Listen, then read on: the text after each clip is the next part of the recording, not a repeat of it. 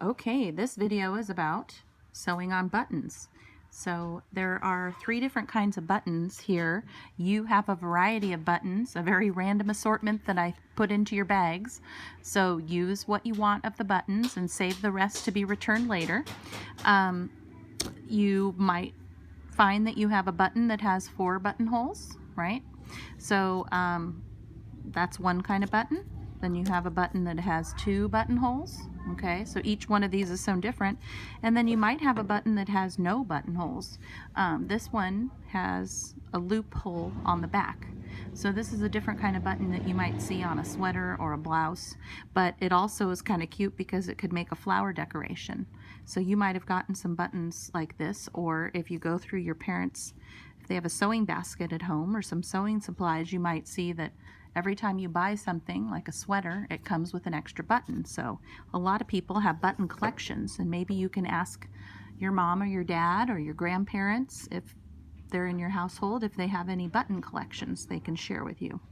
So anyways, when you sew a button, you're going to want to know which type of button to sew on. So if you want to practice with 3 kinds, you can. Otherwise, we have the 2 that I drew pictures of. So we're going to start with the 4 buttonhole.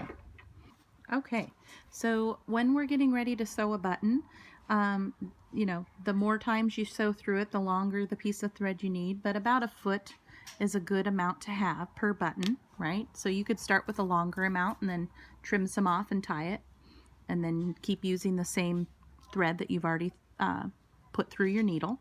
But if not, just thread a new one, okay? And then you're going to need to put a double knot in the bottom. So remember, when we're doing the knots, if you have to do it on the paper, right, you just make a loop, pick up the end of the loop, the tail, and you're going to put it through the hole and pull very slowly, okay? And then we're going to do that again, and this time we're going to try to land it on onto the same knot. So sometimes what I'll do is grab the knot, swing over the tail, push the tail, tuck it around, and pull it through the loop. So that's a way to do it. If you're not going to lay it down on your paper, you can do it in your hands and then just pull that. Oop, and I didn't get my knot right in the right place. So sometimes I can grab an extra needle or a pin so I can line them up. Okay, so got my double knot, my thread, I have a really big button, okay, and then you have your card where it shows you to sew 2 buttons on. So what we're going to do is just lay our button out, right? And where do we start? We always start on the inside, or the inside of your fabric, or the back side, right? So this is a little tricky. I gotta be able to make sure I don't puncture my hands either, because I'm blindly putting this through. So be very careful with the sharp needle, okay? So you know what's helpful is if I can see through the needle here, so I can see that I've already poked through the hole. So this works out better, right? And then you can just put the button right over the needle and pull it through. Now I can decide how I want to sew this, right? If I go diagonally across each time, I will have an X in the middle of my button, which might look kind of cool, right? If I want it to have a square in the middle of my button, I could sew and go to the left, right, and keep going left, another left, left, and until I get all the way around back to where I started, right? And you'll want to do this a couple times. When you sew a button, you want it nice and secure, so you at least want to go do this 2 or 3 times per buttonhole, okay? So I'm going to do a diagonal and make an X in the middle. So I'm going to go to the one across from me diagonally, pull it through, okay, and I'm going to make sure it's nice and tight to the paper, okay, not loosey-goosey. If you don't pull it all the way tight, you're going to have it dangling, okay, and then I've got to come back through here and find my other hole. There we go. And then I'm going to go diagonally across back to the other hole that's diagonally across from it, and then pull, okay? So when I pull my strings tight, I have an X, right there in the middle, okay? And I can double up that X and do it again. Looks like I've got, oh, that's my hole in the back. Okay. So on your paper, because you're using paper and not fabric, you're going to see that you can go right through the same holes you made rather than making new holes. If you make new holes, you might make holes so big that your paper will just come apart into one big hole, because remember, it's paper, not fabric. So we have to treat a little bit differently. So what I'm doing is just reusing the holes that I already made. So that would be a good thing to do, is before you even start, you could take another needle and pre-punch where the buttonholes will be, right? And then line up where your buttons will go. And remember to always keep your needle in the cork, or in the, once we make a pin cushion, you'll have a pin cushion to keep your needle in. Okay, so each one of these has 2 pieces of string.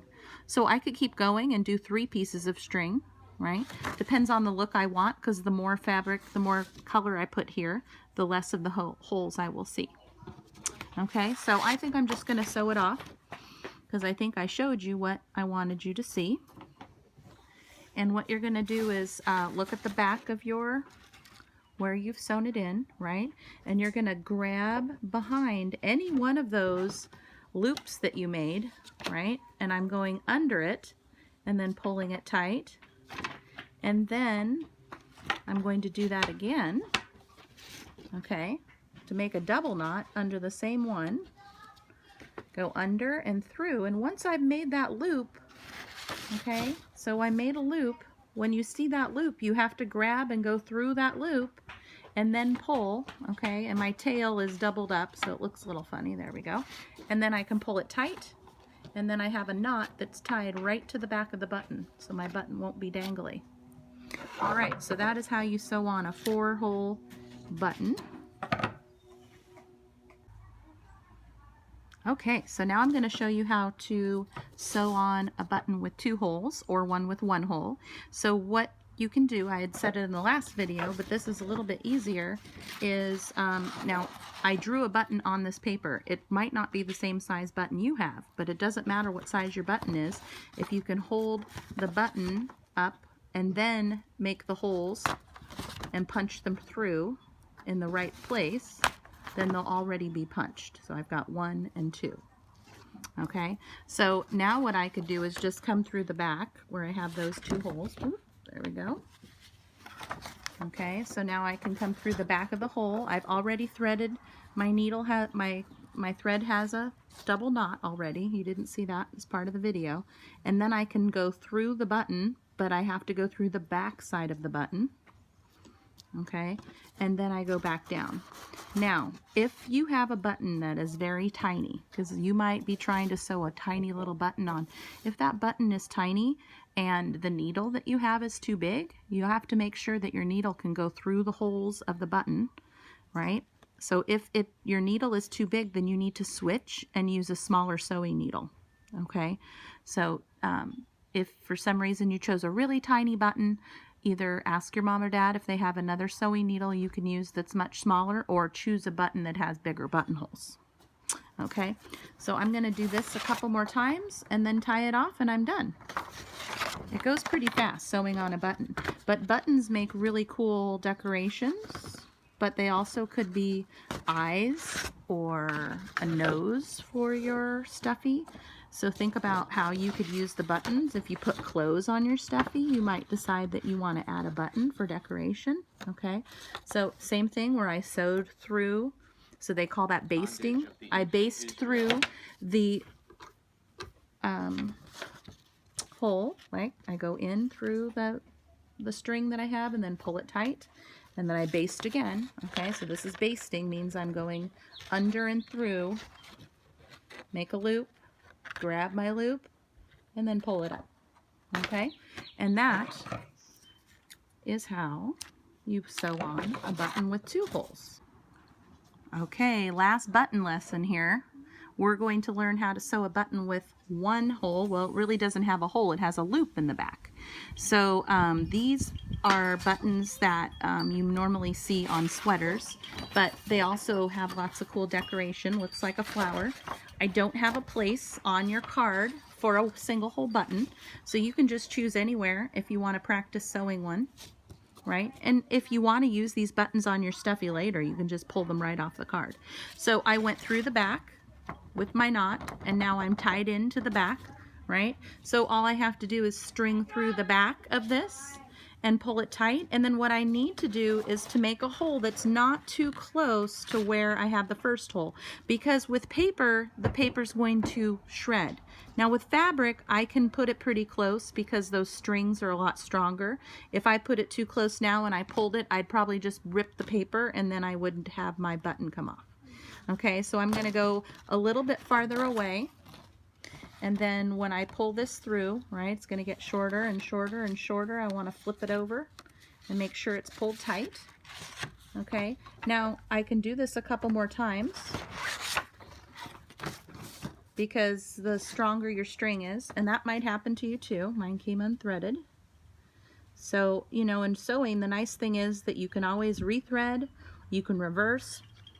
If you mess up, you can snip it off and try again.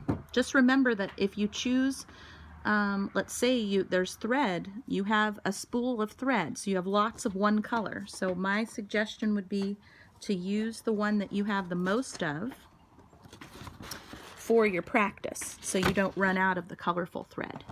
I gave everybody a piece of colorful thread.